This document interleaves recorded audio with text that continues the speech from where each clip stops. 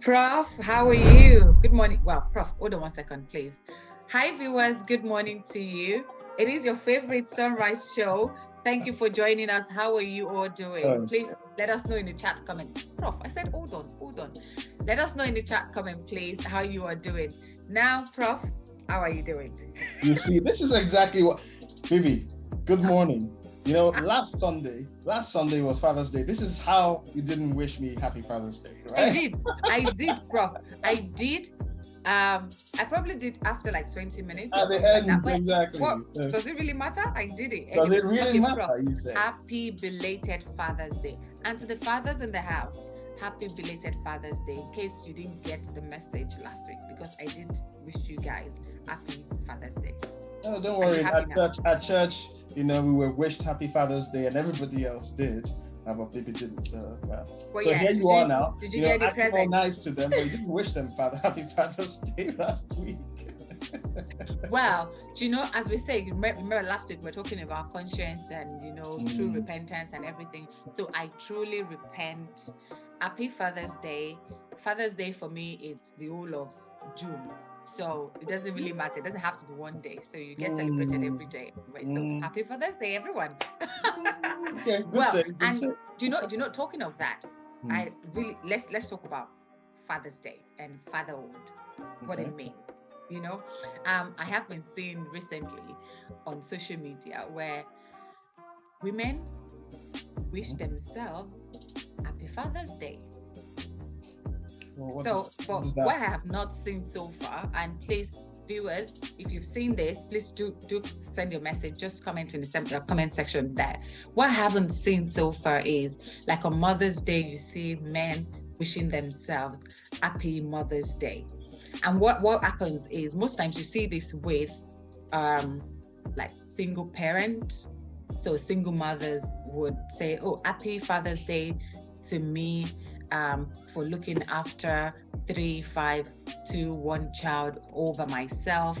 I've been playing the role of a mother and of a father. This is very sensitive, right? It is very sensitive. And even though we're saying let's talk about it, I just felt, okay, you know what? It's probably something let's just look into it. What do you think that means? You know, when a woman wishes herself a happy Father's Day, because maybe she has a child who has an absentee father, or children who have an absentee father. How do you see that? Yeah. I mean, as a man. As a man.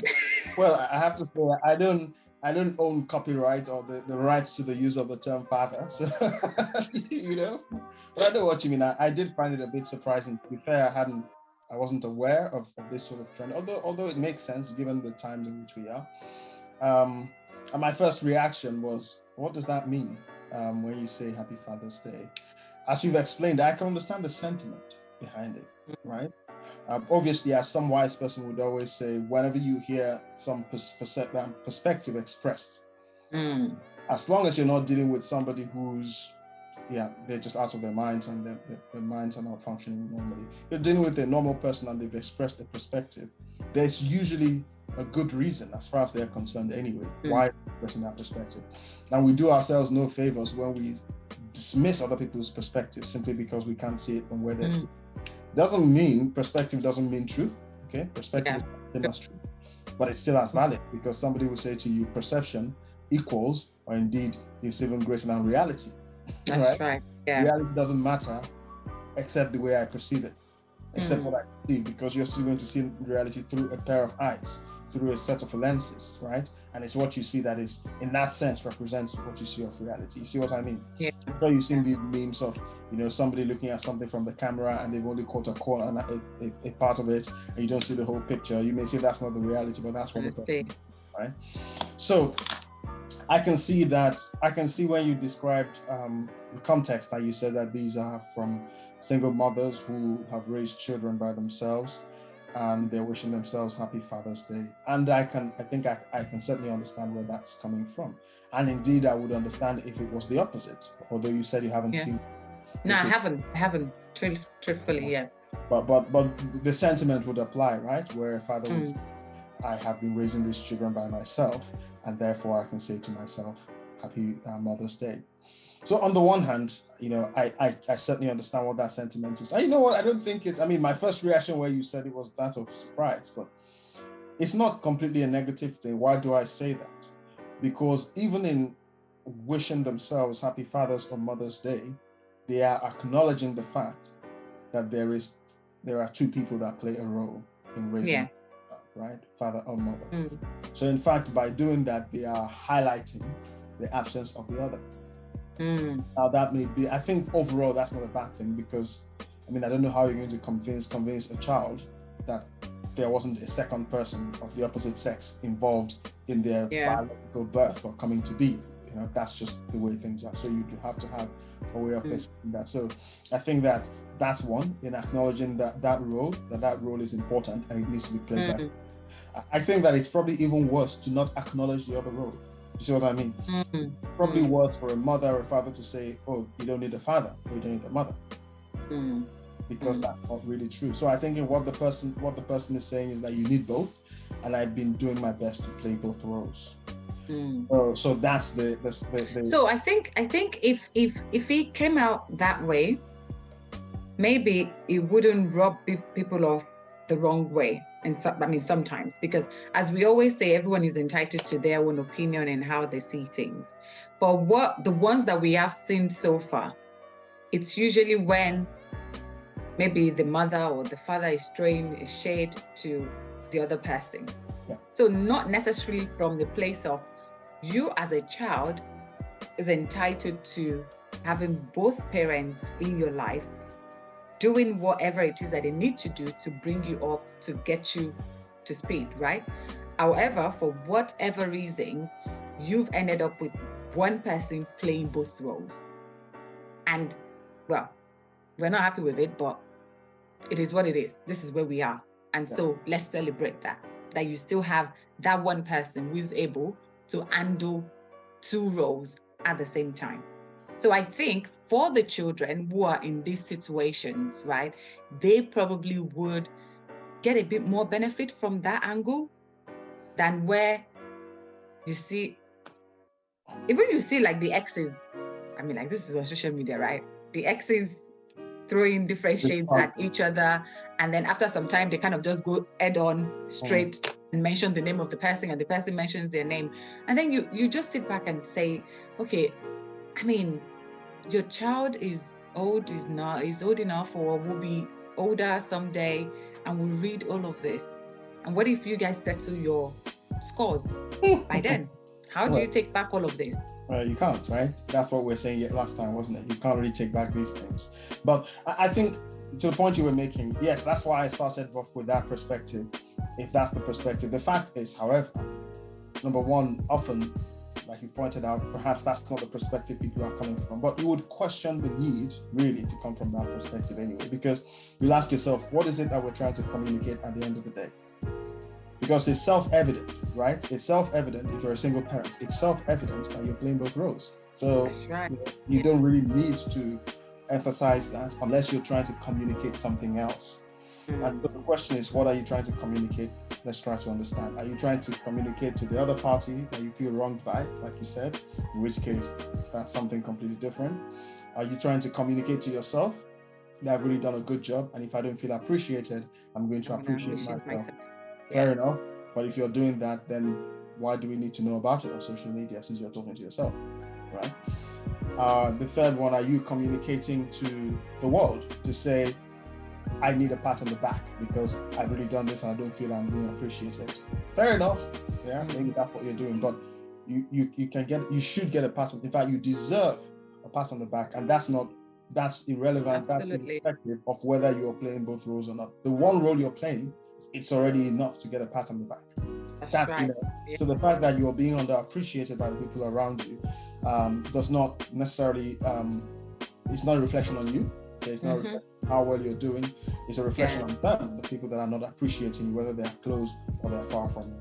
And it should not make you try to change yourself and your identity so that you feel more appreciated, right? Yeah. It's the same sort of thing. You see somebody who feels that because they're a certain certain sex or a certain ethnicity or whatever, and they are not feeling appreciated, then they feel the need to change it to another one to feel appreciated. So that's the other side of it. And then the fourth one, are you communicating to your children? Are you trying to tell them that actually there's no difference? So do you see what I mean? So when we ask these questions, then we kind of say to ourselves, well, right, if you're communicating to somebody and you're trying to throw shade at them, as you said, well, really we should keep out of it, and you shouldn't hang your dirty linen in public. If you're trying to communicate to yourself, well, I'm not sure what is doing on social media, right? You can do that by yourself. If you're trying to communicate to the world and you're trying to get a pat on the back, fair enough. That raises the question. So that third one, and communicating with children. And the question is, so are we trying to say that, number one, that these are two distinct roles, and one person is playing both roles, and so fatherhood and motherhood are are just about roles, right? Or are we saying that actually these are not two distinct roles, they are things that coexist, and as long as one person can kind of tick the boxes, then you don't actually need those two. Those arguments are slightly intertwined. They're not completely different. But the difference here is that you're talking of two roles played by one person. The other one, you're talking of a fluid role, that of a parent, and you can choose to be father or mother depending on what. And I don't think either perspective actually necessarily aligns with the Christian worldview. That's right? I like where you're going with that, because I was actually expecting you to go that route in terms of the Christian way of how things should be. In terms of defining the roles, we see this a lot where there's been a separation. When you know clearly that the father and the mother aren't together, and then that's when people are like, okay, yes, you are responsible for this, and I am responsible for this. And then when each party or any of the parties isn't playing their role, that gets highlighted. But from a Christian perspective, even as a single parent, how are you expected to? Is there do you know anywhere in the Bible that explains how a single parent should look after their children, or if they should take on the roles or the responsibilities of the other party, be it the wife or the husband?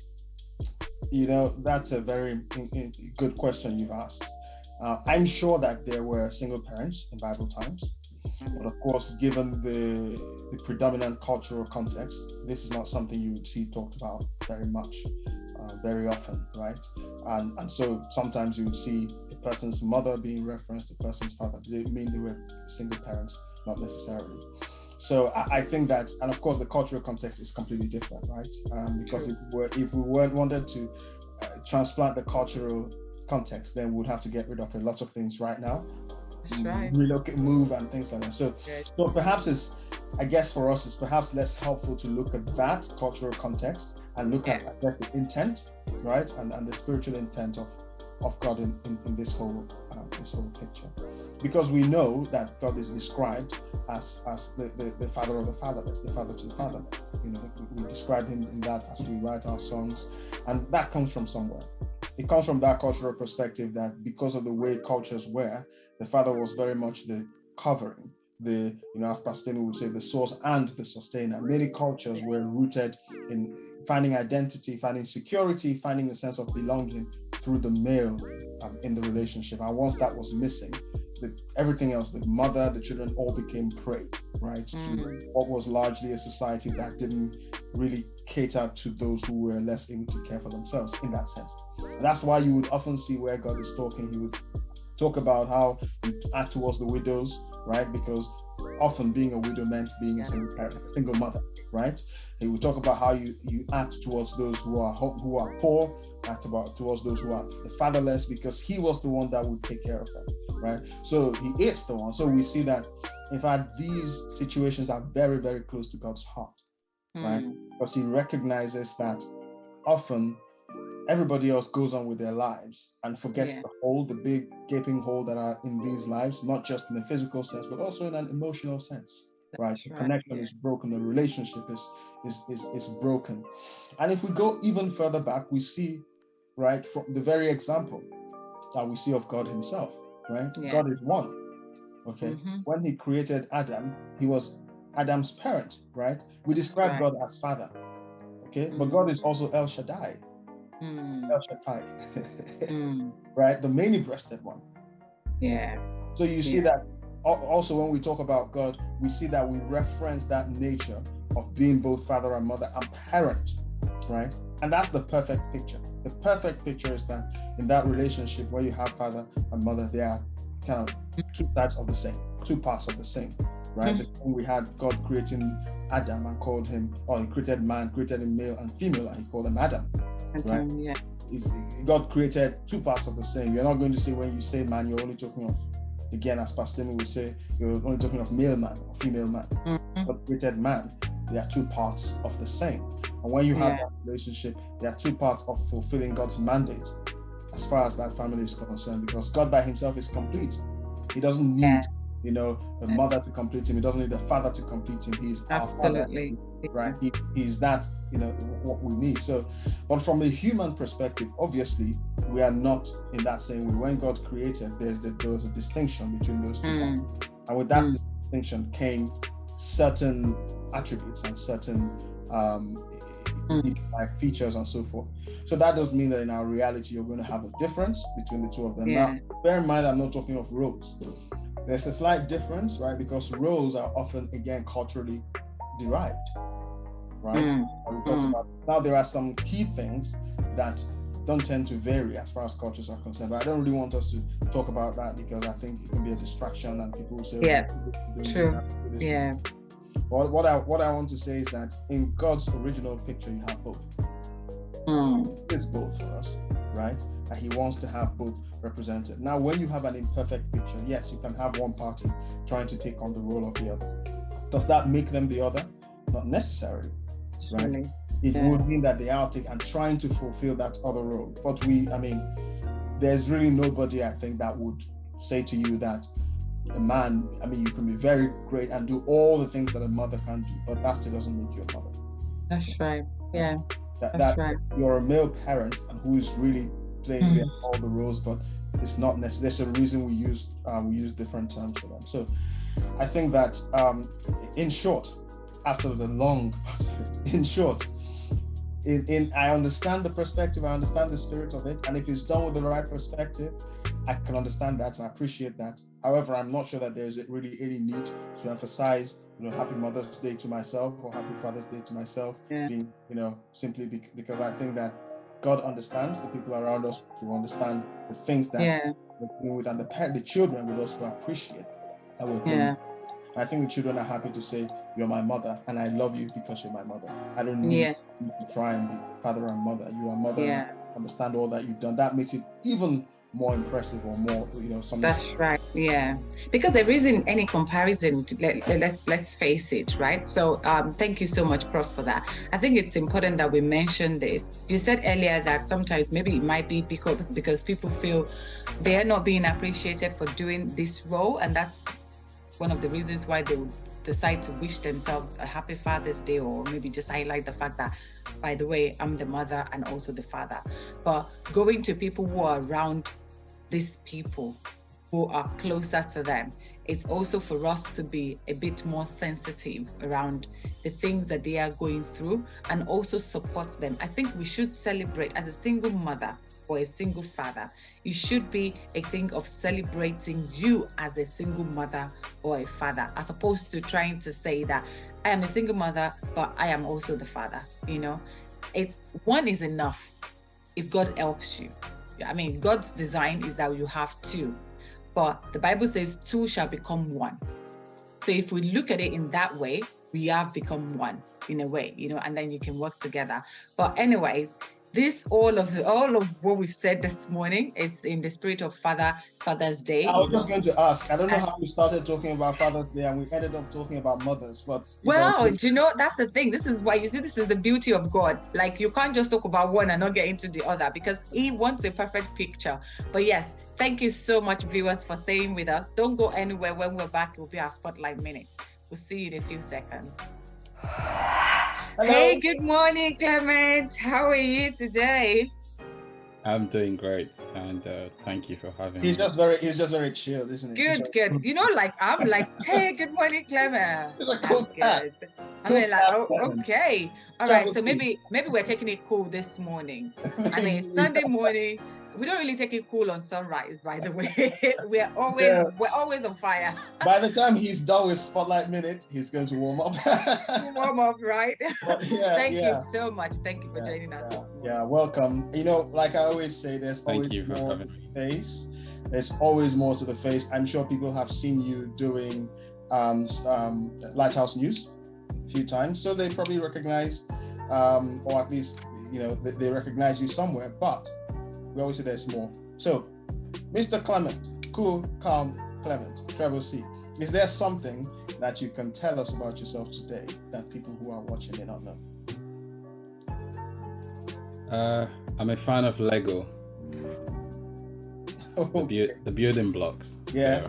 So I still, is it that you've gone there? You've gone to the Lego you know, to their offices. Legoland. You have?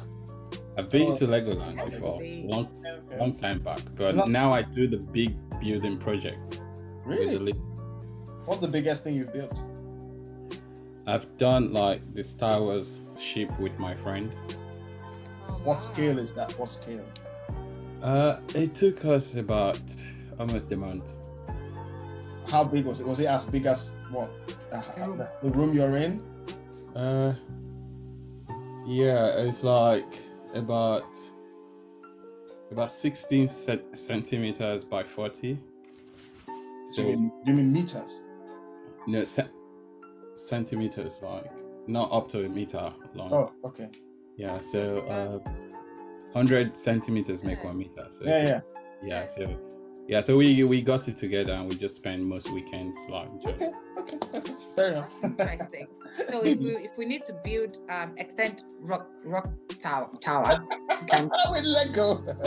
Yes, we know someone we can call to use the Lego skills. Lego tower, Lego rock tower. Yeah. You know, I'm sure everyone won't mind that. So yeah, thank you for sharing that with us. Thank you. So you've joined us for the Spotlight Minute this morning, Clement, and thankfully you've caught up on the other previous episodes, so you know what this is about.